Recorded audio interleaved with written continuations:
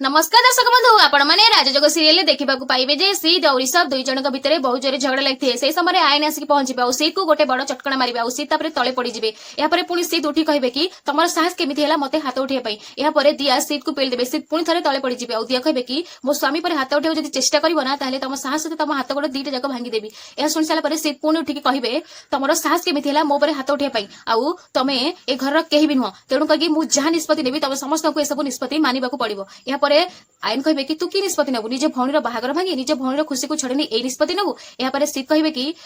तुम को ब्रिलियंट कि तुम तो 3 दिन है घर नथिल एबे आसिकी डेरी रे पहुंचुच आउ तुम कौन कर पकेब तुम कौन ताड़ी पकेब पुणी सीध कहे तुम कले रासलीला आउ आम कले किला टुटेला यापर सोना कहे कि लगुच आयन बाबू कुहुक बाड़ी नहीं आसछंती तापरे रिया कहे कि नहले फोटोकॉपी मशीन सेथिरे पैसा भर्ती कर दे आउ पैसा दी गुण हो तापरे सीध कहे कि तुम जदि सब कर पकेब ताले ठिया हिच काहे करून यापर आयन टिके हसी देबे आउ तापरे से ताको पॉकेट रु किछि पेपर बाहर करबे ए सब देखला परे समस्या आश्चर्य होइबे आउ आयन कहे कि मु खाली आसिनी काम करके आछि एमिति कहला परे सीधे आश्चर्य होइबे हां दर्शक बंधु प्रकृति आयन कौन काम करके आछन से कथा आपण माने आगामी अध्याय रे जानिबे आउ आगामी अध्याय रे कौन काम करके आछन जानिबे हेले हम चैनल सहित जोड़ी रहंतु।